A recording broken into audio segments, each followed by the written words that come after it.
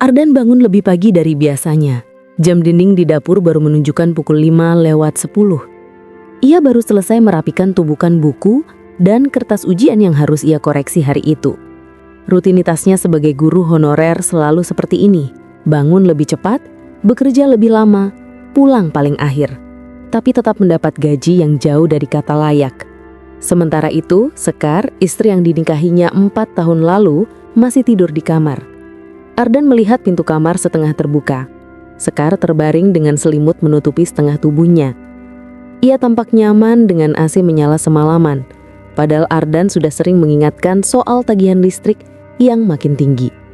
Tapi masa itu sudah lama lewat. Sekar tidak lagi mendengarkan apapun yang Ardan katakan.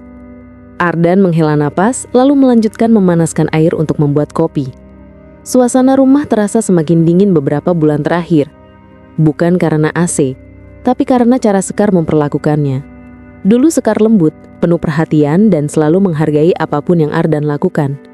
Sekar dulu bangga menikahi seorang guru. Katanya ia suka pria yang sabar, telaten dan punya tanggung jawab moral. Tapi semua itu berubah setelah Sekar diterima bekerja di sebuah perusahaan besar sebagai staf administrasi. Gajinya naik drastis dalam waktu singkat. Ia semakin sering membeli barang-barang mahal, nongkrong dengan rekan kerja, dan membandingkan Ardan dengan teman-teman kantornya yang katanya jauh lebih berhasil. Pagi itu saat Ardan menuang kopi ke gelas, Sekar keluar dari kamar. Rambutnya masih acak-acakan, tapi ekspresi wajahnya sudah tidak ramah. "Kenapa pagi-pagi udah ribut begitu?" tanya Sekar sambil berjalan ke meja makan. Ia melihat meja itu kosong. "Sarapan aku mana?" Ardan menelan ludah. "Aku belum sempat masak, lagi nyelesain koreksian dulu. Aku bikinin bentar ya." Sekar mendengus keras. "Guru honorer kok kerjaannya banyak banget tapi duitnya kecil. Harusnya kamu cari sampingan, jangan cuma ngandelin gaji itu." Ardan tidak membalas meski hatinya perih. Ia sudah sering mendengar itu. Setiap pagi, setiap malam, dan kadang bahkan lewat pesan saat Sekar di kantor. Sekar melanjutkan sambil membuka ponselnya. "Tadi aku lihat di WA grup kantor, si Hadi baru beli motor baru. Gajinya nggak jauh beda sama kamu pas dia masih awal karir dulu. Tapi dia usaha, makanya bisa sukses. Kamu kapan?" Nama itu, Hadi, sudah mulai sering muncul beberapa bulan terakhir. Awalnya Ardan tidak curiga, tapi Sekar menyebut nama itu terlalu sering. Ada kekaguman yang berbeda. Ada nada bangga setiap membicarakannya. "Tiap orang jalannya beda, Sekar. Aku juga berusaha." "Berusaha? Kamu tuh cuma ngasih alasan." Sekar membalas dengan suara meninggi.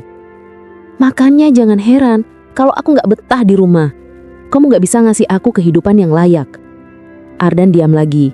Bukan karena setuju, tapi karena sudah lelah berdebat. Sore hari, Ardan pulang lebih cepat karena jam sekolah berakhir lebih singkat menjelang ujian akhir sekolah.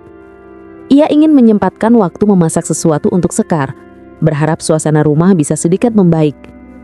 Namun saat ia membuka pintu rumah, ia melihat 2 pasang sepatu di dekat pintu. Sepatu laki-laki yang bukan miliknya.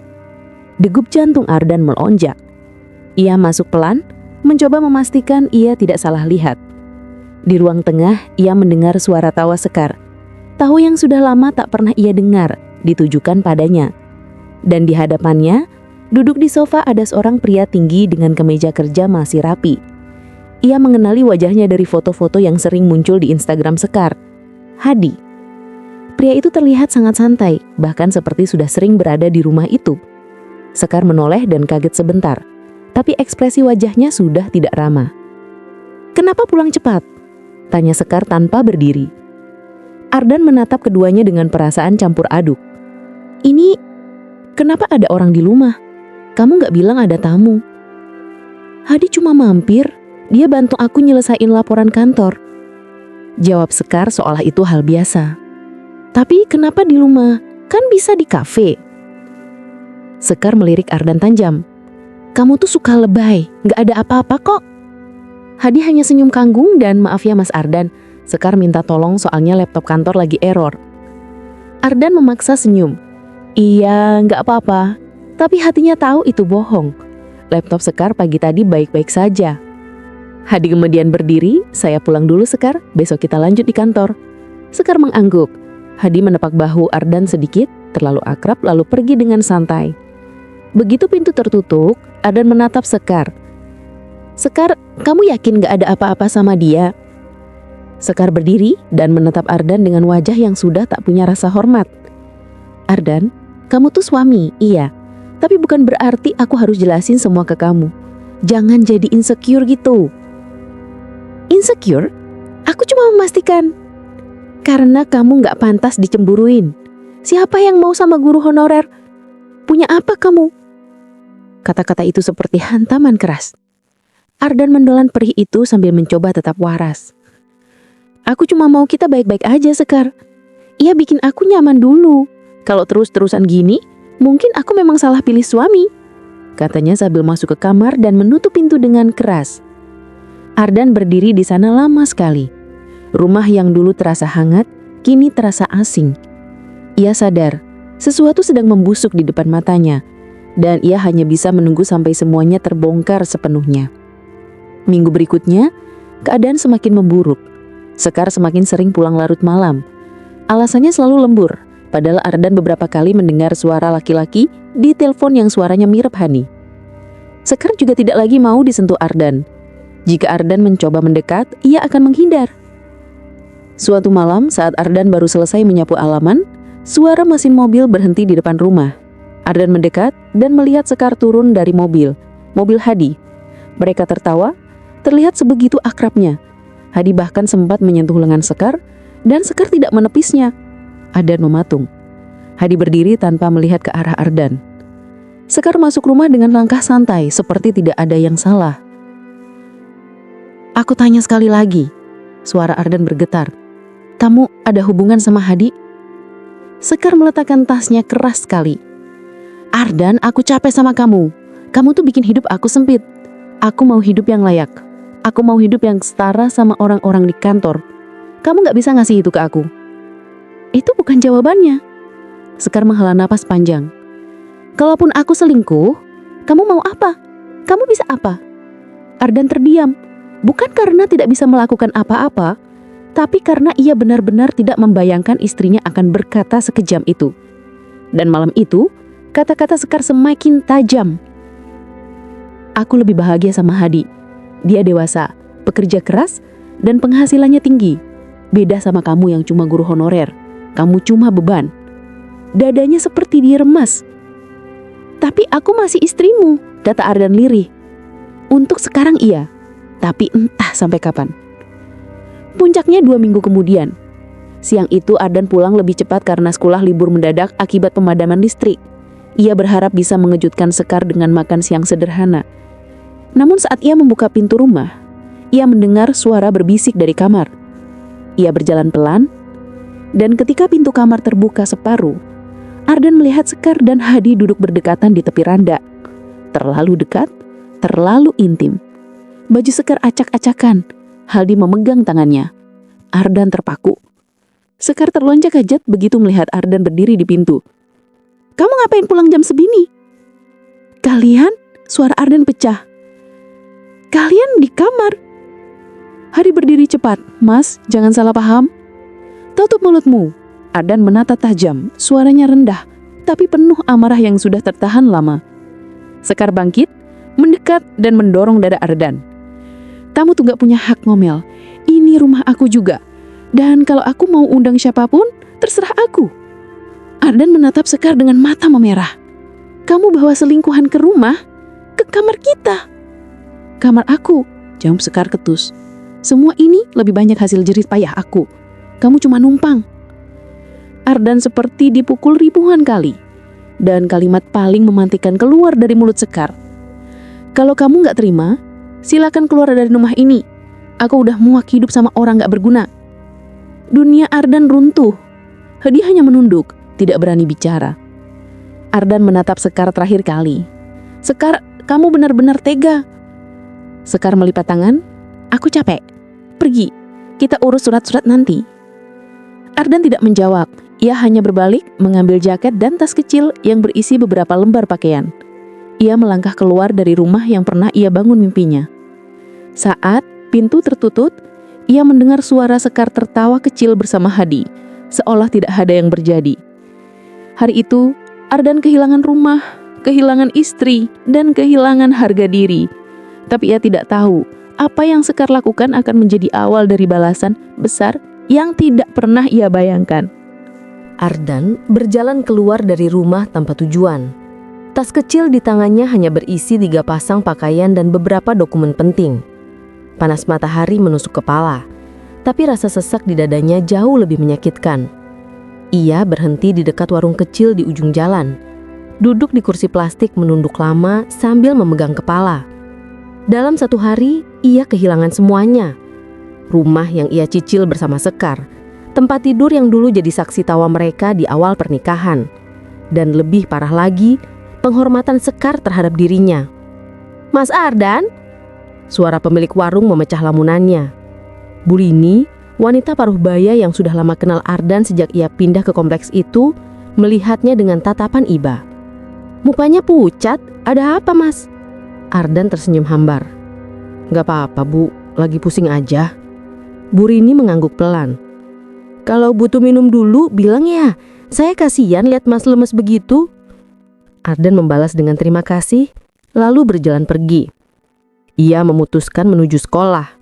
Meski hari itu libur, setidaknya ruang guru bisa memberi ketenangan.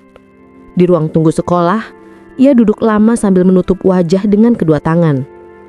Sampai Pak Rano, wakil kepala sekolah, datang menghampirinya. "Dan, kamu sakit?" Ardan menggeleng pelan. "Enggak pak, cuma lagi ada masalah di rumah." Pak Rano duduk di sampingnya. "Kalau kamu butuh cerita, saya ada. Kamu ini salah satu guru paling rajin. Jangan dipendam sendirian." Ardan menghela nafas, lalu perlahan menceritakan semuanya. Tentang Sekar, tentang Hadi, tentang bagaimana ia diusir. Wajah Pak Rano berubah serius. Saya ikut sedih dengarnya. "Tapi Dan, kamu gak boleh biarin hidup kamu hancur gara-gara ini. Kamu masih punya masa depan." "Rasanya kosong pak," jawab Ardan pelan. "Saya ngerti, tapi ingat, harga diri kamu bukan ditentukan oleh gaji. Banyak guru honorer yang hidupnya susah, tapi berhati mulia. Kalau istri kamu gak bisa lihat itu, berarti dia memang bukan pasangan yang tepat." Ardan hanya menunduk. Kata-kata itu menenangkan, tapi rasa sakitnya belum hilang. Pak Rano menepuk pundaknya. "Kalau butuh tempat tinggal sementara, kamu boleh tidur di ruang guru belakang. Ada sofa panjang yang lumayan." Ardan tidak menyangka akan ditawari itu. "Terima kasih pak. Ini cuma sementara Dan. Kamu harus bangkit. Suatu hari kamu bakal lihat, orang yang merendahkan kamu hari ini bakal menyesal." Ardan mengangguk, meski belum punya kekuatan untuk percaya sepenuhnya. Malam pertama di ruang guru terasa sangat berat. Ardan terbaring di sofa keras yang dilapisi kain tipis. Wangi kapur tulis dan buku lama mengisi udara. Setiap kali ia memejamkan mata, wajah Sekar dan Hadi muncul. Suara tawa mereka di kamar. Kata-kata Sekar yang menusuk telinga. "Kamu cuma beban." Ardan membuka mata lagi. Ia tidak bisa tidur. Ia bangkit dan duduk di meja kerjanya. Ia membuka laptop yang sudah cukup tua, lalu melihat folder hasil karya tulisannya. Sejak dulu, Ardan sebenarnya punya minat menulis. Beberapa kali ia membuat modul pembelajaran digital, artikel pendidikan, dan materi soal yang lumayan lengkap. Tapi ia tidak pernah menganggap itu serius karena sibuk dengan sekolah. Kini, ketika hidupnya kosong, ia memikirkan itu lagi. Ia membuka salah satu file, materi belajar matematika untuk SME yang ia buat rapi dan mudah dipahami, bahkan lengkap dengan contoh soal. Ia menghela nafas. Apa aku bisa hidup dari ini? Jawabannya tidak jelas, tapi itu satu-satunya hal yang bisa ia pegang saat ini. Ia mulai mengetik ulang modul, memperbaiki layout, menambah ilustrasi sederhana. Untuk pertama kalinya setelah beberapa hari, ia merasa sedikit tenang. Seminggu berlalu. Ardan tetap mengajar seperti biasa. Murid-muridnya tidak tahu bahwa gurunya sedang menjalani hari-hari paling berat dalam hidupnya. Ardan berusaha tersenyum, meski wajahnya tampak lebih kurus. Sekar tidak pernah menghubunginya. Tidak ada pesan, tidak ada panggilan. Bahkan, barang-barang Ardan yang tertinggal di rumah pun tidak dibicarakan. Sekar benar-benar menghapus kehadirannya. Sampai satu sore, saat Ardan baru selesai mengajar, ia menerima pesan WA dari nomor tak dikenal. "Mas, ini Sekar. Aku mau bilang, kamu gak usah balik. Kita cari aja. Aku udah bahagia sama Hadi." Tidak ada salam, tidak ada penjelasan panjang, hanya kalimat dingin. Ardan membaca pesan itu berurang-urang. Tangannya gemetar. Ia tidak membalas, ia tidak punya tenaga untuk berdebat. Ia hanya menutup mata, merasakan dada semakin sesak. 2 hari kemudian, Hadi tiba-tiba datang ke sekolah. Ia mengenakan kemeja putih, tampak percaya diri, dan berjalan ke arah ruang guru dengan wajah sok ramah. "Permisi Pak Ardan," katanya sambil tersenyum kecil. Ardan bangkit pelan. "Ada apa?" "Saya cuma mau bilang terima kasih. Sekar sekarang lebih bahagia. Dia bilang hidup sama Mas dulu terlalu berat." Ardan menatapnya tanpa ekspresi. "Kamu datang cuma buat bilang itu?" Hadi tersenyum sinis. "Iya, dan satu lagi, jangan harap dia balik. Dia udah milih saya. Saya lebih mampu bikin dia hidup nyaman." Ardan menahan nafas. Tangannya mengempal kuat. Tapi ia menahan diri. "Kalau kamu sudah selesai," kata Ardan, "kamu bisa pergi." Hadi tertawa kecil dan pergi sambil menepuk bahunya, seperti meremehkan. Ardan menutup pintu ruang guru setelah pria itu keluar. Nafasnya naik turun, amarahnya memuncak. Tapi ia tahu, membalas sekarang hanya membuatnya terlihat semakin hina. Ia harus bangkit dengan cara lain. Cara yang lebih kuat. Cara yang akan membuat Sekar dan Hadi menyesal. Beberapa minggu berikutnya menjadi titik balik. Ardan mulai memaksimalkan kemampuan menulis modul pembelajaran. Ia membuat paket latihan ujian untuk beberapa mata pelajaran. Ia memasarkan karyanya secara online menggunakan platform digital yang menyediakan sistem bagi hasil. Tanpa ia duga, materi buatannya mulai banyak dibeli. Banyak guru lain yang merasa modul Ardan sangat lengkap dan mudah dipahami. Mereka mulai merekomendasikannya di grup pendidikan. Dalam 1 bulan, Ardan menerima pembayaran pertamanya. Jumlahnya lebih besar dari gaji honorer bulanan. Ia terkejut, tapi juga bahagia. Untuk pertama kalinya, ia merasa mampu mengubah hidup. Ia menyewa kamar kecil di sebuah kos sederhana. Tidak mewah, tapi cukup nyaman. Dari situ ia mulai menulis lebih banyak dan lebih fokus. Setiap malam, ia duduk berjam-jam di depan laptop, menulis, mengedit, membuat soal labihan, membuat e-book pendidikan. 1 bulan berlalu, 2 bulan, 3 bulan, dan hasilnya mulai nyata. Ia mendapat undangan dari sebuah platform edukasi besar untuk menjadi kontributor tetap. Penghasilannya melonjak, bahkan lebih tinggi dari gaji Sekar. Tapi itu belum seberapa. Karena pada bulan keempat, ia dihubungi oleh seorang pengusaha penerbitan yang tertarik menerbitkan buku-bukunya secara nasional. "Materi Anda rapi sekali Pak Ardan," kata orang itu lewat panggilan video. "Kami ingin menerbitkan seri buku latihan ujian Anda." Ardan tidak bisa berkata apa-apa. Dalam waktu singkat, ia menandatangani kontrak resmi. Hasil royalti buku membuat penghasilannya stabil dan besar. Hidupnya berubah drastis. Dari guru honorer yang diremehkan, ia menjadi penulis buku pendidikan yang dihargai. Dari lelaki yang diusir, ia menjadi pria yang punya masa depan cerah. Dan pada titik itu, ia mulai melihat sesuatu dengan lebih jelas. Sekar dan Hadi belum tahu apa-apa tentang kebangkitannya. Namun waktunya akan tiba. Waktu ketika mereka melihat Ardan berdiri jauh lebih tinggi dari mereka. Dan pada waktu itu, balas bungkam yang tenang akan terasa paling menyakitkan. 4 bulan berlalu sejak Ardan diusir dari rumah. Hidupnya mulai stabil. Ia punya jadwal mengajar pagi hingga siang, lalu menulis dan mengembangkan materi belajar dari sore hingga malam. Penerbit yang bekerja sama dengannya puas karena penjualan buku cukup tinggi dan terus naik. Tapi Ardan tidak membicarakan semua itu kepada siapapun. Tidak kepada tetangga, tidak kepada guru lain, apalagi kepada Sekar. Ia tetap hidup sederhana, meski penghasilannya sudah berbeda jauh dari sebelumnya. Suatu hari, kepala sekolah memanggil Ardan ke ruangannya. "Dan, ini ada surat undangan untuk kamu," kata Pak Rano sambil menyerahkan map coklat tebal. Ardan membuka dan membaca isinya. Undangan Seminar Pendidikan Nasional sebagai pemateri.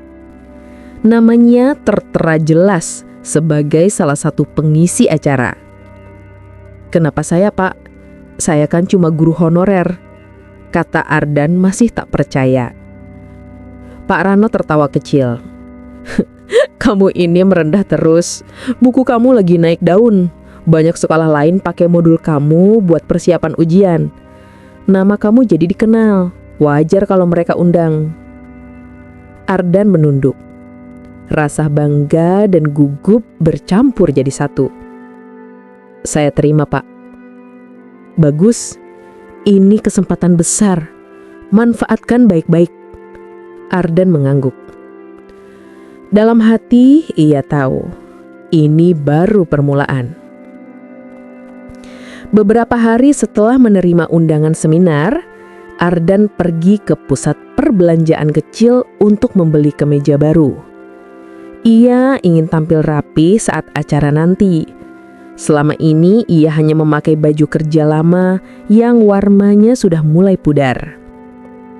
Saat memilih-milih kemeja, seseorang mendekat dari arah belakang. "Mas Ardan!" Suara itu ia kenal. Ardan menoleh. Sekar berdiri di sana, mengenakan blazer kantor, terlihat kaget sekaligus bingung. Ardan membeku sejenak. Ini pertama kalinya ia melihat Sekar setelah kejadian ia diusir. Sekar memandangnya dari atas sampai bawah. "Kamu belanja baju?" "Iya," jawab Ardan singkat. Keduanya diam beberapa detik. Situasinya canggung. Lalu Sekar berbicara, suaranya terdengar ragu. "Kamu sekarang kerja apa?" "Sama seperti dulu, masih di sekolah." "Oh," Sekar mengangguk pelan. Ekspresinya sulit dibaca. Kamu tinggal di mana?" "Kontrakan." "Syukurlah kamu masih bisa hidup mandiri." Itu sindiran halus. Sekar masih merasa dirinya lebih tinggi. "Kamu sendiri gimana?" tanya Ardan. "Baik," jawab Sekar singkat. "Aku mau tunangan sama Hadi." Ardan hanya mengangguk. Ia sudah menduga. Lalu Sekar menatap keranjang belanja Ardan. "Kamu pakai uang dari mana buat beli baju baru? Gaji guru honorer kan kecil." Ardan menahan napas sejenak, tapi membalas tenang. "Ada rezeki lebih." "Rezeki dari mana?" Sekar menyipitkan mata curiga. Ardan tidak menjawab. Ia tidak merasa perlu menjelaskan apapun kepada Sekar. Sekar menatapnya lama. "Ya udahlah, semoga kamu bisa hidup lebih baik. Tapi jangan harap aku balik ya. Aku udah bahagia sama Hadi." Ardan hanya tersenyum tipis. "Semoga kalian bahagia." Sekar terdiam sebentar, seolah tidak menyangka Ardan terlalu tenang. Kemudian ia pergi begitu saja. Ardan menatap punggung Sekar menjauh. Pertemuan singkat itu mengingatkannya bahwa ia sedang menuju jalan berbeda.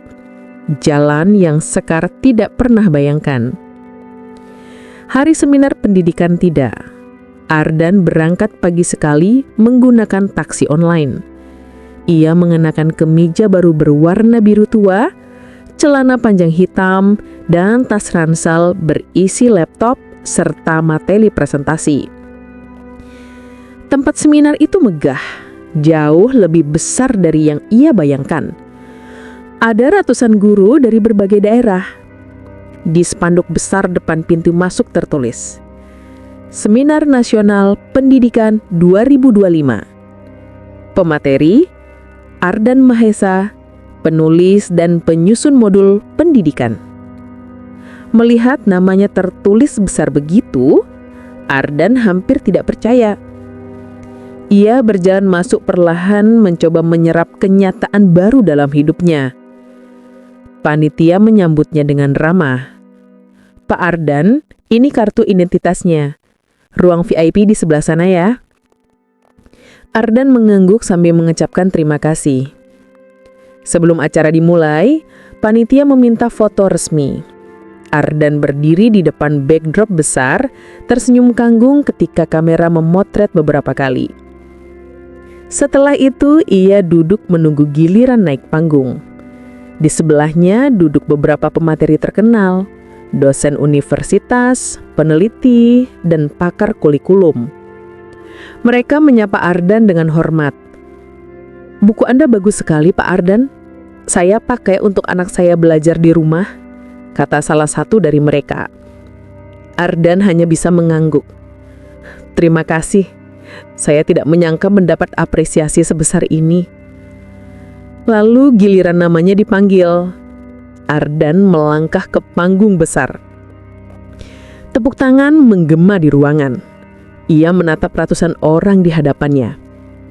Dalam hati ia berkata, "Aku sampai di sini tanpa bantuan kalian, Sekar, Hadi." Presentasinya berjalan lancar. Ia menjelaskan materi dengan tenang, jelas, dan mudah dipahami. Banyak orang mencatat, banyak yang memotret slide, dan beberapa memberikan tepuk tangan tiap kali Ardan menyelesaikan satu bagian penting. Setengah turun dari panggung, beberapa guru menghampirinya. "Pak, saya penggemar modul Anda. Pak Ardan, boleh foto bareng? Pak, sekolah saya mau undang Anda untuk pelatihan guru." Ardan tidak terbiasa dipuji sebanyak itu, tapi ia merasa dihargai. Sesuatu yang tidak pernah ia dapat dari Sekar. Sorenya, acara selesai. Ardan keluar dari gedung seminar sambil menenteng tas berisi souvenir dan buku sertifikat pemateri. Saat ia berjalan menuju area parkir, seseorang memanggilnya. "Mas Ardan?" Ardan menoleh. Dan itu Hadi. Hadi berdiri dekat mobilnya, terlihat kaget melihat Ardan memakai kartu nama pemateri yang tergantung di leher. Ardan mengangguk sopan. "Ada apa?" Hadi berjalan mendekat, pura-pura tenang. "Mas, ikut acara ini?" "Aku pemateri," jawab Ardan singkat. "Pemateri? Maksudnya, kamu yang ngisi seminar tadi?" "Iya." Hadi menelan ludah. Ia tampak tidak siap mendengar itu. "Kamu sekarang kerja di mana? Kok bisa ngisi seminar nasional?" "Aku menulis buku modul pendidikan. Lumayan laku." Hadi memandang Ardan dari ujung kepala sampai ujung kaki. Sikap meremehkan yang dulu ada kini tidak muncul. Sebaliknya, ia terlihat canggung. Oh iya, baguslah, selamat Mas." Ardan mengangguk dan hendak pergi. Tapi Hadi mencegahnya. "Mas, Sekar tahu kamu sukses gini." Ardan menatapnya tenang. "Tidak penting. Dia lagi banyak pikiran, kerjaan dia lagi kacau." Ardan tidak tertarik membahas. "Itu urusan kalian." Hadi menahan napas. "Mas, Sekar sempat bilang kamu itu gak akan pernah jadi apa-apa. Tapi sekarang..." Ardan memotong pelan. "Kamu datang jauh-jauh cuma untuk membahas itu." Hadi terdiam. Ardan melanjutkan dengan suara tenang tapi tajam. Kalian sudah merendahkan aku. Sekarang kalian lihat sendiri hasilnya. Hanya itu. Hadi tidak bisa membalas. Wajahnya jelas menunjukkan ia terkejut dan sedikit terpukul. Tanpa menunggu tanggapan lagi, Ardan melangkah pergi meninggalkan Hadi di parkiran. Ardan melihat bagaimana Ardan datang ke kafe lebih dulu. Ia memilih duduk di dekat jendela, memesan air mineral dan menunggu. Hatinya tenang, bukan karena ia sudah melupakan semua luka, tapi karena ia sudah tidak berada di posisi yang sama seperti ketika diusir dari rumah. 15 menit kemudian, Sekar datang. Penampilannya tidak seperti biasanya.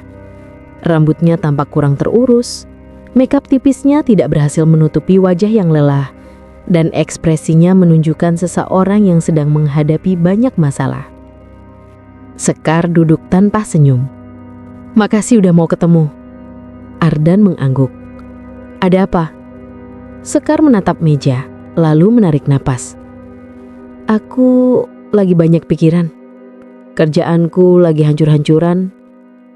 Ardan tidak bereaksi. Ia menunggu Sekar bicara lagi. "Aku ditegur atasan karena beberapa laporan kacau. Aku gak fokus." Dan Sekar menggigit bibirnya sebelum melanjutkan. "Hadi jarang pulang. Dia bilang lembur, tapi aku curiga." Ardan menatap Sekar. "Terus?" Sekar kemudian menatap Ardan langsung. "Aku dengar kamu sekarang jadi pemateri seminar. Kamu makin dikenal. Teman kantorku punya saudara guru. Katanya materi kamu dipakai di banyak sekolah." Ardan hanya mengangguk pelan. "Aku kaget. Jujur aja, aku gak nyangka kamu bisa sampai titik itu." Ardan mengangkat alis. "Kenapa?" Sekar diam. Ia jelas tidak enak menjawabnya. "Karena kamu pikir aku seumur hidup cuma pantas jadi guru honorer yang kamu hina?" Tanya Ardan tenang, tanpa meninggikan suara. Sekar menggigit bibir, tersudut. Aku salah." Ardan tidak membalas. Ia membiarkan Sekar tenggelam dalam rasa bersalahnya sendiri. Sekar menunduk lagi. "Mas, kita bisa mulai dari awal lagi nggak?" Ardan tidak kaget mendengarnya. Ia sudah menebak. "Kamu minta balikan?" tanya Ardan. Sekar mengangguk kecil. "Iya, aku tahu aku dulu terlalu keras, aku nyakitin kamu. Tapi kamu masih suamiku. Kita bisa perbaiki." Ardan menghentikannya. "Sekar," ucap Ardan pelan. "Kamu yang usir aku dari rumah. Kamu yang bawa pria lain ke tempat tidur kita. Kamu yang bilang aku beban." Sekar terdiam. Tatapannya goyah. "Sekarang kamu datang karena hidupmu mulai kacau dan Hadi gak seindah yang kamu kira?" Sekar masih menunduk. Aku cuma mau kesempatan kedua." "Untuk apa?" tanya Ardan datar. "Untuk mengulang lagi sikapmu kalau suatu hari hidupku turun?" Sekar menggeleng sepat. "Enggak, aku janji gak akan gitu lagi. Kamu udah berubah, aku lihat itu. Kamu jauh lebih..." Ia berhenti menahan air mata. "Berharga dari yang aku kira." Ardan menatapnya tajam. "Bukan aku yang berubah, Sekar. Kamu saja yang dulu buta." Sekar akhirnya menangis pelan. "Mas, aku masih sayang kamu." Ardan tersenyum tipis. Senyum kosong yang tidak menunjukkan rasa kembali. "Tidak, Sekar. Kamu sayang pada kondisiku sekarang, bukan pada aku." Sekar tercengang. Kata-kata itu terlalu tepat menghantam. Ardan berdiri. "Hubungan kita selesai sejak kamu usir aku dari rumah. Aku gak balikan. Aku gak tertarik mengulang hidup dengan orang yang menggunakan cinta hanya ketika butuh." Sekar memegangi lengan Ardan. "Mas, jangan gitu." Ardan menarik lengannya perlahan. "Kita selesai." Ardan melangkah pergi, meninggalkan Sekar di meja yang sama, menangis tanpa suara. 2 minggu setelah pertemuan itu, hidup Sekar semakin runtuh. Ia akhirnya mengetahui bahwa Hadi benar-benar berselingkuh dengan rekan kantornya. Parahnya lagi, Hadi memakai kartu kredit atas nama Sekar untuk kebutuhan pribadinya. Hutang itu kini membengkak dan Sekar harus menanggung semuanya seorang diri. Pertengkaran besar terjadi. Hadi mengamuk, menyalahkan Sekar untuk semua masalah hidupnya. Pada akhirnya Hadi memilih pergi meninggalkan Sekar begitu saja, tanpa rasa tanggung jawab. Sekar kehilangan semuanya. Hubungannya hancur, reputasinya turun, dan keuangannya berantakan. Sementara itu, hidup Ardan justru menanjak cepat. Buku modul pendidikannya terus naik penjualannya. Video rekaman materinya tersebar luas di media sosial guru. Ia mulai mendapat undangan pelatihan guru dari berbagai daerah. Penerbit menawarkan kontrak seri lanjutan. Bahkan beberapa sekolah swasta besar mulai meliriknya untuk posisi tetap, dengan gaji yang jauh lebih layak. Ardan tetap rendah hati, tapi ia tidak lupa bagaimana rasa diinjak oleh orang yang seharusnya mencintainya. Ia hanya berpedang pada prinsip. Balas dendam terbaik adalah menjadi jauh lebih baik daripada mereka yang meremehkanmu. Pada suatu sore, Ardan pulang dari acara pelatihan guru. Ia turun dari mobil jemputan panitia.